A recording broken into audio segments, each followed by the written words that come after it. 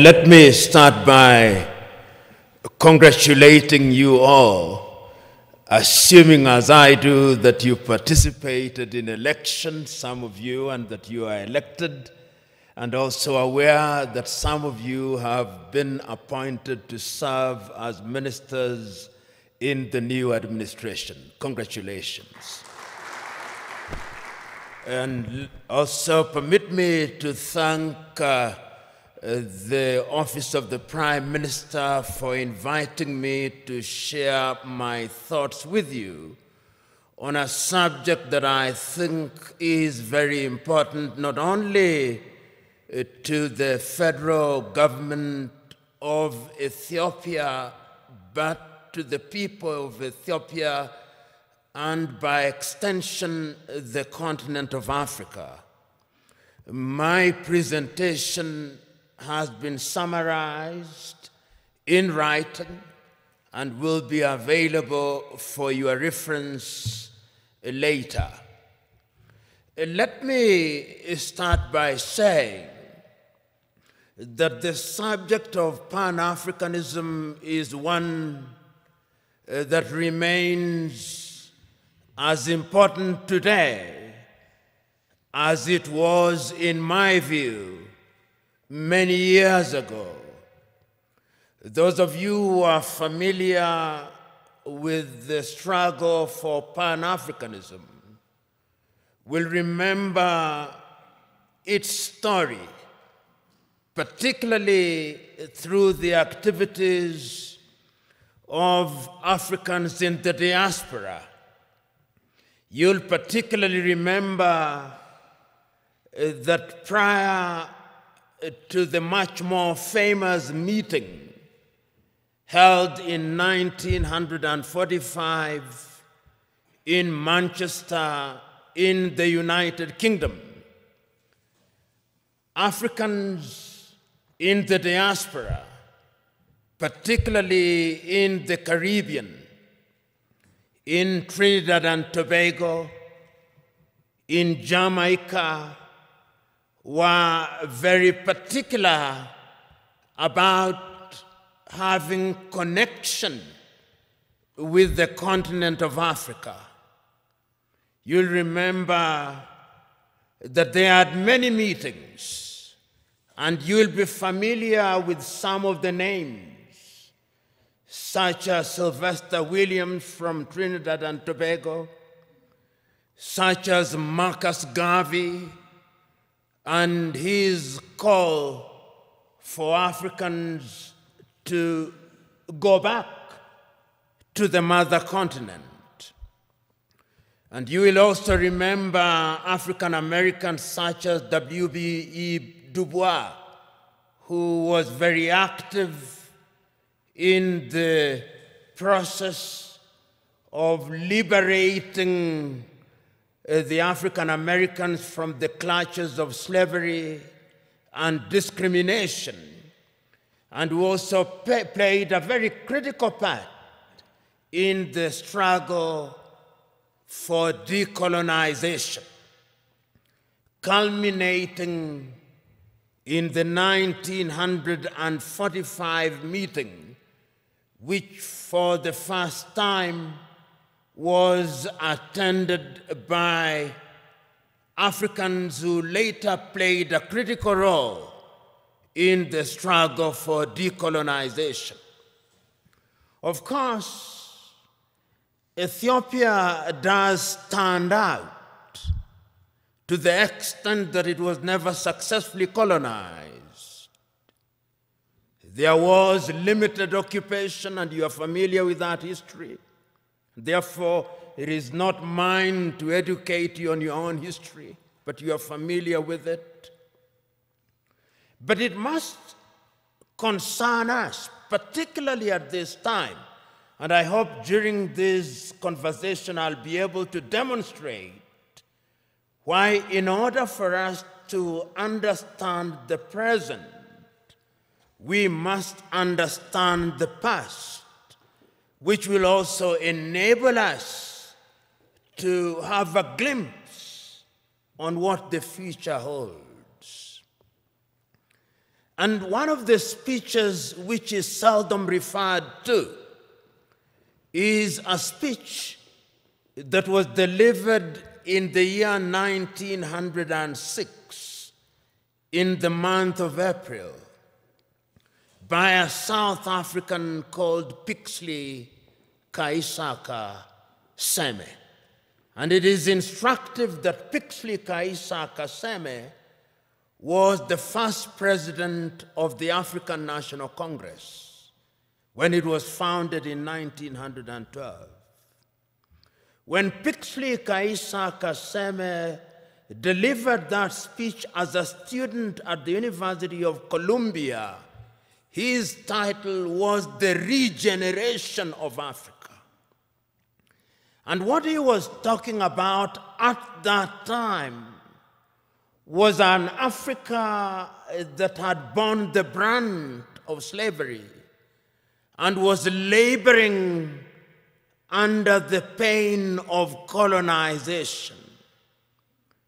Pixley Kaisaka Seme reminded his audience on that day that when the European powers assembled in Berlin in 1884 through to 1885, they agreed to divide Africa into spheres of influence for purposes of exploitation, so that the Germans had their share. If you remember, the Germans were present in what we now call Namibia.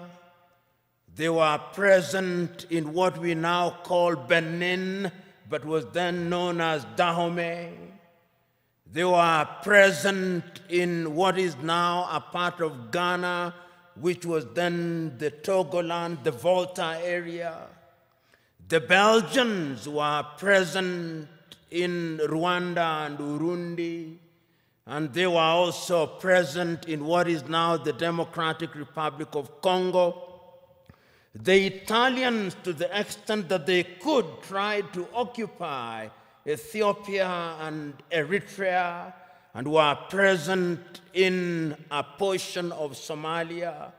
The British were present, of course, in Uganda, in Kenya, in Nyasaland, in Rhodesia, and in Nigeria, and in many other places. The French, of course, were also present. And all these powers, even the Spaniards, were present in Equatorial Guinea, as were the Portuguese.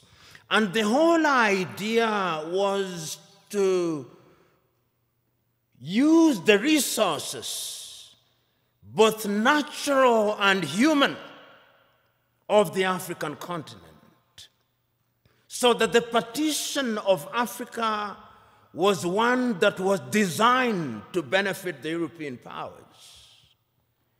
The partition was arbitrary. If you look at the nation states that we now have, or is it states that we now have with many nations in them, every other African country that we are talking about now is struggling to be a state. All of them, without exception, all of them. And this is what Pixley Kaisaka Seme was saying. How will we regenerate this continent? And it's instructive that he was talking at a time when the entire continent of Africa was under colonization, excluding Liberia and Ethiopia, all of them. And therefore, when in 1945, Africans were represented in Manchester, Kwame Nkrumah was present at that meeting, Marcus Garvey was present at that meeting, Jomo Kenyatta was present at that meeting, Obafemi Awolowo was present at that meeting. The drive was to decolonize Africa. And one of the things that amazes me is that at that time, these individuals did not have the internet, they did not have WhatsApp, they did not have the kind of communication that we have now. But it is amazing at how they were communicating. Even air transport was not as it is now. I was just recently reading the activities of one of the greatest Africans who, in my view, ever lived, and whom many people do not know about.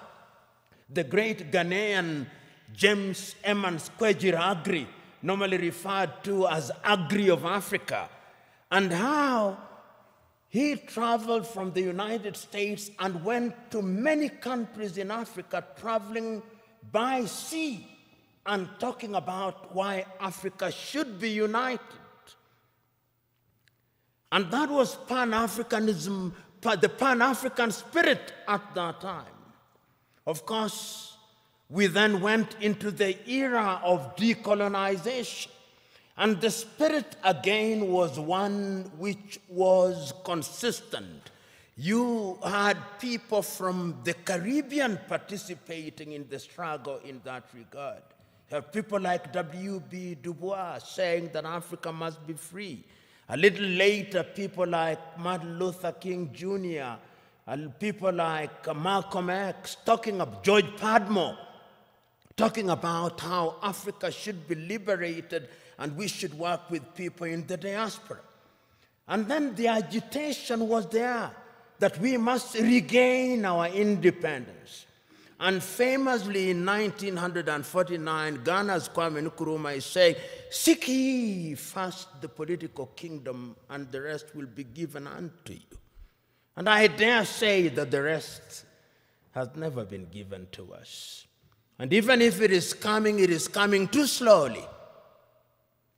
But it is instructive that at that time, the spirit was about the continent of Africa.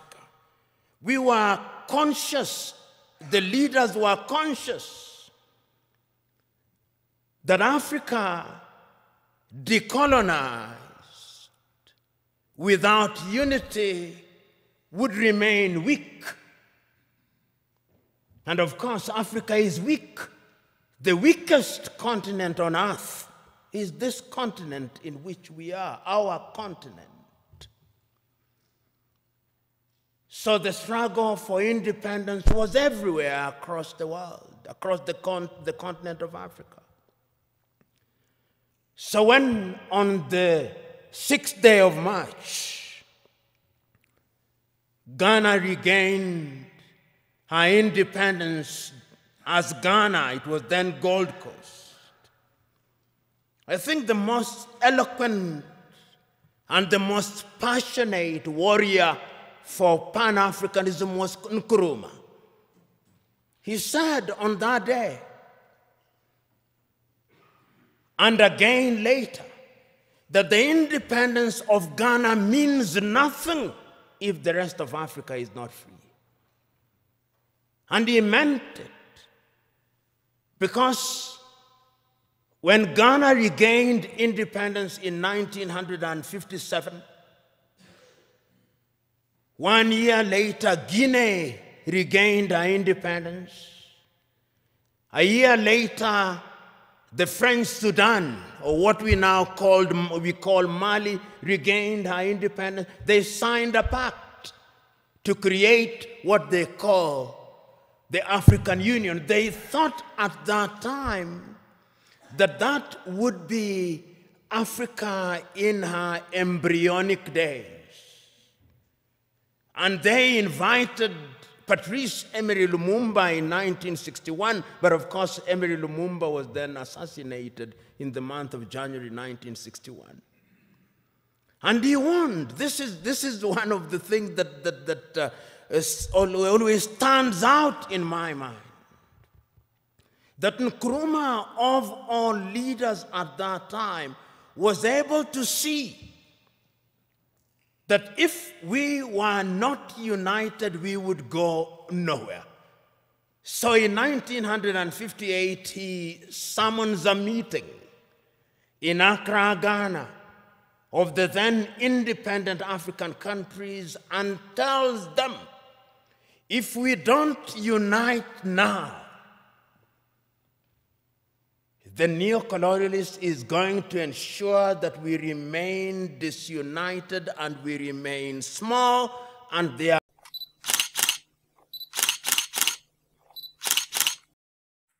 Like, comment, and share. Thank you.